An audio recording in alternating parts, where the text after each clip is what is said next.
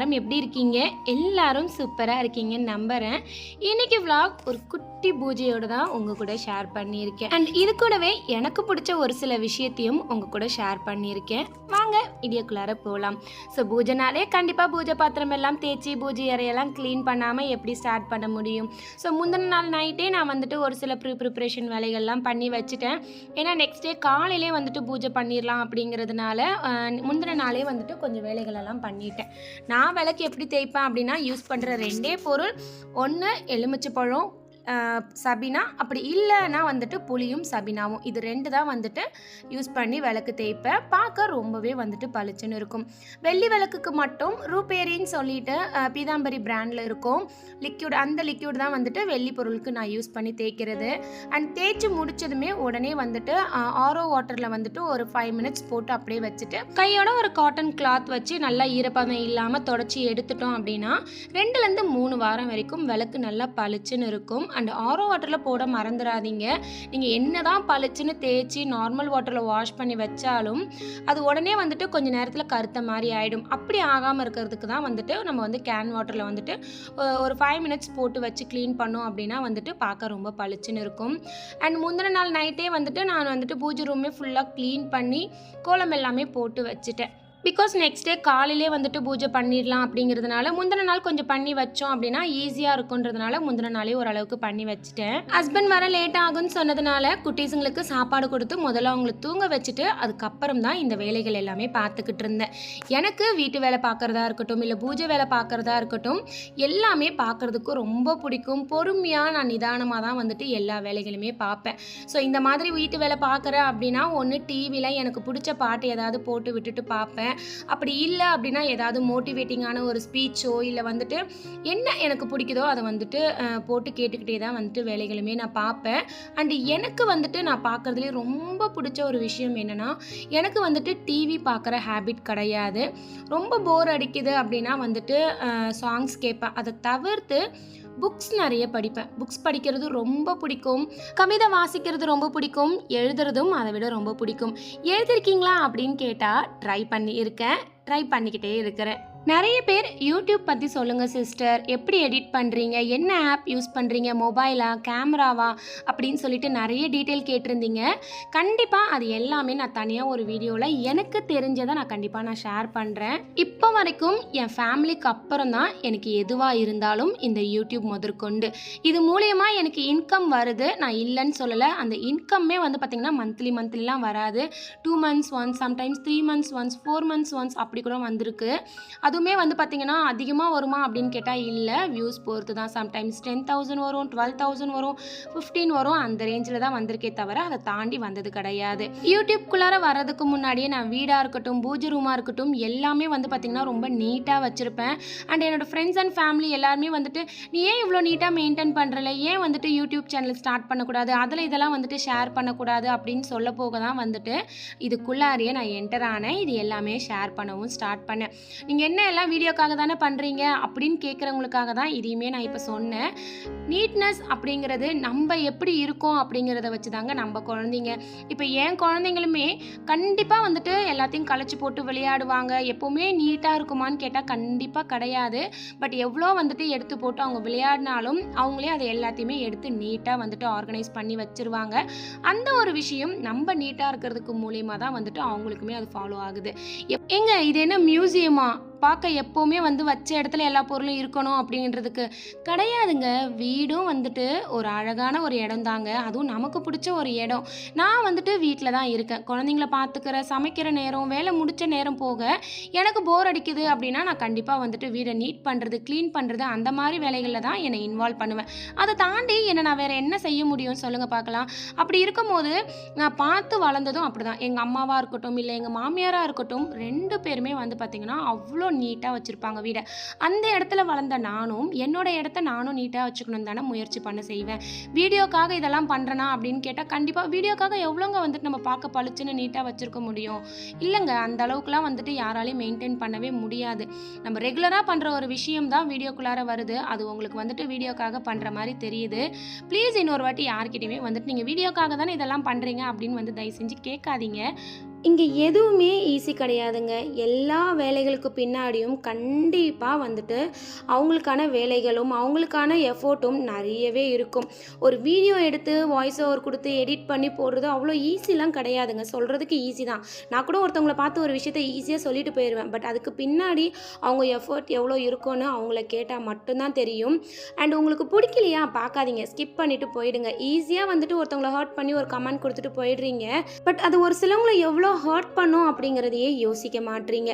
நான்லாம் வந்துட்டு negative comment வந்தால் கண்டிப்பாக ரிமூவ் பண்ணவே மாட்டேன். அந்த கமெண்ட்டுக்கு ரிப்ளை கொடுப்பேன். ஏன்னா தெரியாமல் கூட நான் பண்ணுற ஒரு விஷயமோ இல்லை நான் பேசுகிற ஒரு வார்த்தையோ யாரையும் ஹர்ட் பண்ணிடக்கூடாது, என்னால் யாரும் கஷ்டப்பட்டுறக்கூடாது அப்படிங்கிற விஷயத்தில் நான் ரொம்ப ரொம்ப கவனமாக இருப்பேன். இப்போ வர இந்த கடவுளை இப்படி தான் வணங்கணும் அப்படிங்கிறதெல்லாம் எனக்கு தெரியாதுங்க. எனக்கு பிடிச்ச மாதிரி எனக்கு எப்படி பண்ணால் திருப்தியாக இருக்கோ அப்படி தான் இப்போ வரைக்கும் நான் வணங்கிக்கிட்டு இருக்கிறேன். அது என்னன்னு தெரியல. எனக்கு எவ்வளோ கஷ்டங்கள் இருந்தாலும் ஒரு விளக்கு ஏற்றி 2 ஊதுபத்தி ஏற்றி வச்சேன் அப்படின்னாலே எனக்கு வந்துட்டு அவ்வளோ ஒரு ரிலாக்ஸேஷன் இருக்கும்.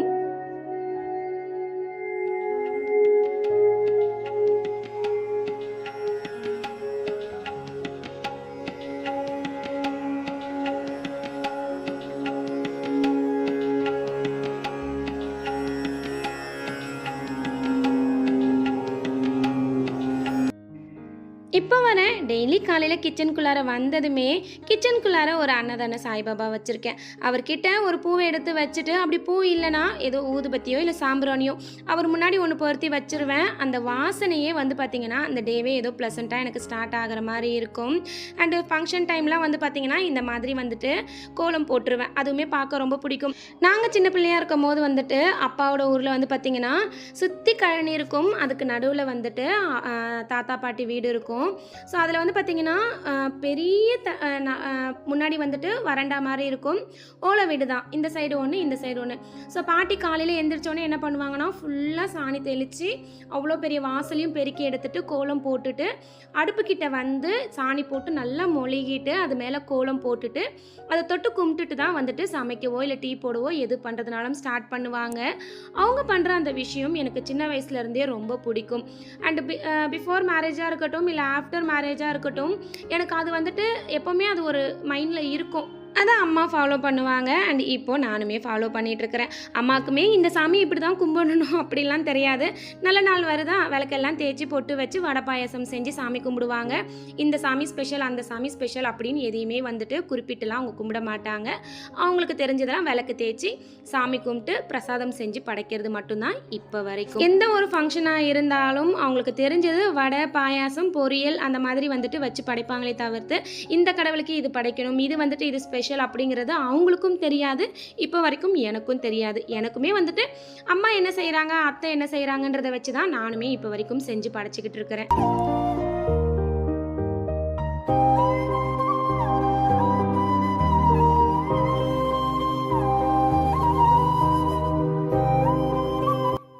கொஞ்சம் எல்லாமே ரெடி பண்ணி வச்சதுனால காலையில் எனக்கு வேலை பார்க்குறதுக்குமே ரொம்ப ஈஸியாக இருந்தது. அண்ட் அம்மாவுமே ஊர்லேருந்து வந்ததுனால குட்டீஸ்க்கு வந்துட்டு எண்ணெய் தேய்ச்சி குளிக்க வைக்கிற வேலை எல்லாமே அவங்க பார்த்துக்கிட்டாங்க. நான் எந்திரிச்சதும் வீடெல்லாம் தொடச்சிட்டு எனக்கு வீடு துடைக்கிறதுக்கே ஆல்மோஸ்ட் ஒரு 45 மினிட்ஸ் கிட்டேயாச்சும் ஆகும். தொடச்சி முடிச்சுட்டு குளிச்சுட்டு வந்துட்டேன். அதுக்குள்ளார வந்துட்டு அம்மாவுமே டீ போட்டு வச்சுருந்தாங்க. 2 பேரும் குடிச்சிட்டு அதுக்கப்புறம் தான் பூஜை வேலையுமே ஸ்டார்ட் பண்ணேன். அம்மாவுக்கு இப்போ வரைக்குமே வேலை வந்துட்டு கடகடன்னு ஆகவே ஆகாது. காலையில் ஆரம்பித்தாங்க அப்படின்னா எப்படியும் வந்துட்டு ஈவினிங் 6 மணிக்கு மேலே தான் வந்துட்டு சாமியே கும்பிடுவாங்க. பட் எனக்கு வந்துட்டு அப்படி கிடையாது.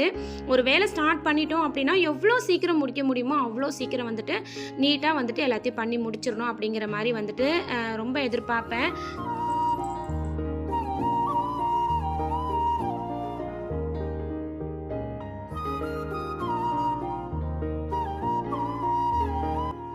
நேற்று புக்கு படிக்கும் போது ஒரு டாபிக் ஒன்று படித்தேன். அந்த டாபிக் எனக்கு ரொம்பவே பிடிச்சிருந்தது. தெய்வீகம் பற்றி தான். உங்கள் கூட அதை ஷேர் பண்ணலாமா?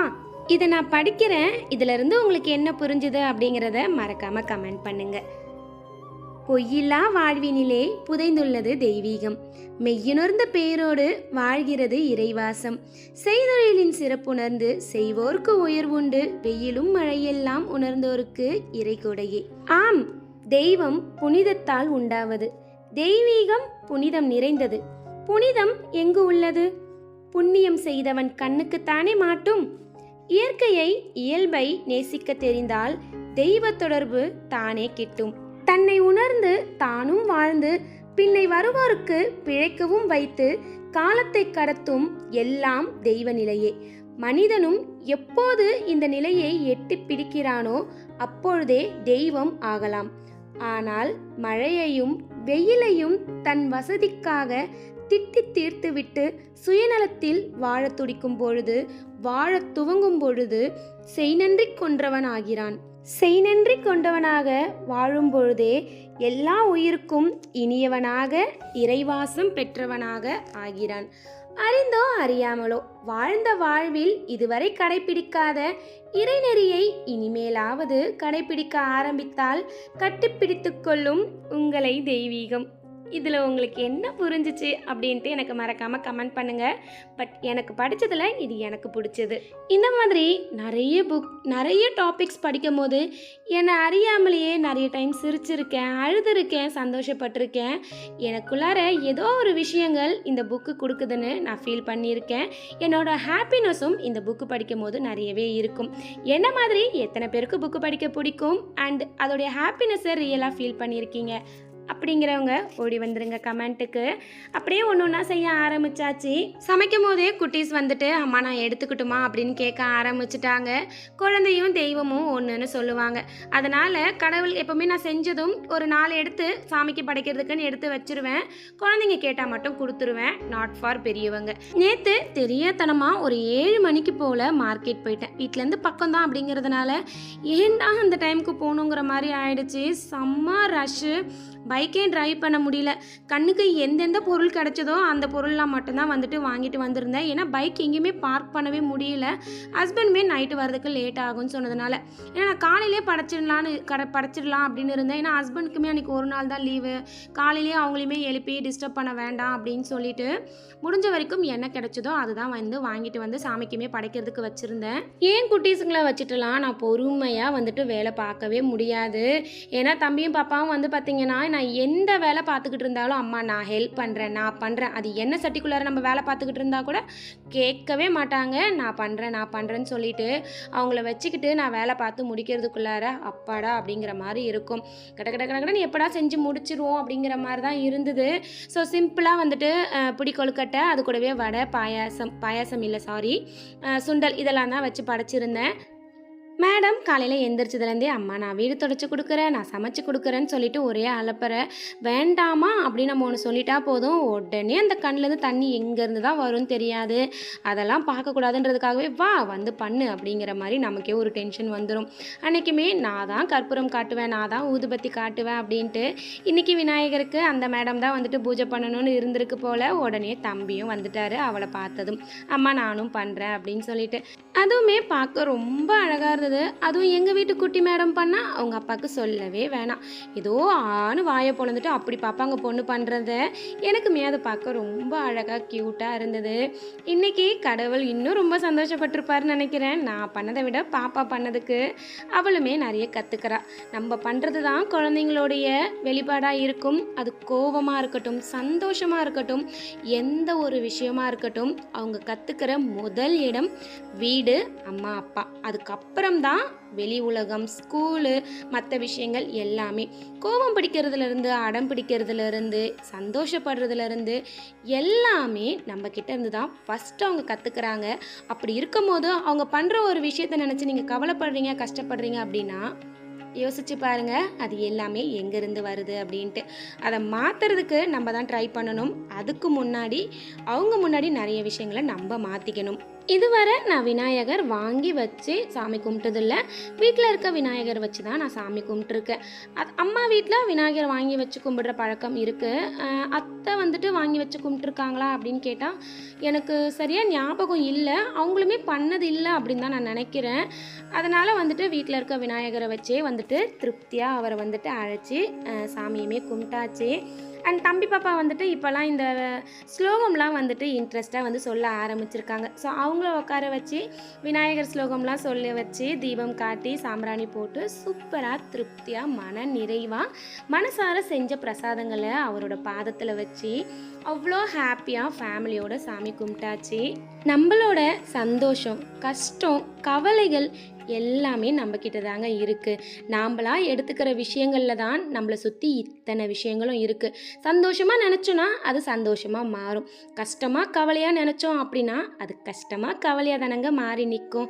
இங்கே யாருக்கு கஷ்டம் இல்லை, கவலை இல்லை, யாருக்கு பிரச்சனைகள் இல்லை, எல்லாருக்கும் இருக்குது. அதை நம்ம எந்த கண்ணோட்டத்தோடு பார்க்குறோம், எப்படி எடுத்துக்கிறோம் அப்படிங்கிறதான் அடுத்த நிமிஷம் நம்ம சந்தோஷம் இருக்குது. எல்லாத்தையும் பாசிட்டிவாக பாருங்கள். கஷ்டங்கள் இருக்கா, உட்காந்து அழுதுருங்க, வாய் விட்டு பேசிடுங்க. இல்லை எனக்கு வாய் விட்டு பேசுறது கூட இங்கே யாரும் இல்லைன்னு நினைக்கிறவங்க ஒரு நோட் எடுத்து வச்சு உங்களுடைய கஷ்டங்கள் எல்லாத்தையும் அதில் எழுதி பாருங்கள். அடுத்த நிமிஷமே எல்லாமே அப்படியே ஒன்றுமே இல்லாமல் மாறின மாதிரி தெரியும். இந்த விநாயகர் சதுர்த்திக்கு விநாயகர் எல்லார் வீட்டுக்கும் வந்து எல்லாருக்கும் சகல செல்வங்களையும் சந்தோஷங்களையும் இன்பத்தையும் வாரி வழங்கணும் அப்படின்னு சொல்லிட்டு எல்லாரும் வேண்டிப்போம். எல்லாருக்காகவும் வேண்டிப்போம். எனக்கு தெரிஞ்சதை வச்சு என்னால் முடிஞ்சதை விநாயகருக்கு வச்சு படைச்சி சூப்பராக சந்தோஷமாக பூஜையுமே நல்லபடியாக முடிச்சாச்சு. அண்ட் இந்த வீடியோவோட நிறை குறைகளை மறக்காமல் கமெண்ட் பண்ணுங்கள். அண்ட் இந்த மாதிரி டெய்லி ஏதாவது ஒரு டாப்பிக்கை டிஸ்கஸ் பண்ணலாமா வேண்டாமா அப்படிங்கிறதையும் மறக்காமல் சொல்லுங்கள். அண்ட் கண்டிப்பாக உங்களுக்கு என்னோடய வீடியோஸில் என்ன பிடிச்சிருக்கு என்ன பிடிக்கல அப்படிங்கிறதையும் சொல்லுங்கள். நெக்ஸ்ட் வீடியோவில் அதை மாற்றிக்க நான் ட்ரை பண்ணுறேன். அண்ட் இன்றைக்கி என்னுடைய இந்த குட்டி பூஜை எப்படி இருக்குது, எங்கள் வீட்டு குட்டி விநாயகர் எப்படி இருக்காரு அப்படிங்கிறதையும் மறக்காமல் கமெண்ட் பண்ணுங்கள். எல்லாரும் எப்போவுமே நம்மக்கிட்ட இருக்கிறத வச்சு நிறைவாக சந்தோஷமாக இருப்போம். எண்ணம் போல் வாழ்க்கை, எண்ணமே வாழ்க்கை, எண்ணுவதெல்லாம் வாழ்க்கை. இந்த வீடியோ பிடிச்சிருந்தா லைக், ஷேர் அண்ட் சப்ஸ்கிரைப் பண்ணிக்கோங்க. Thank you, take care, by.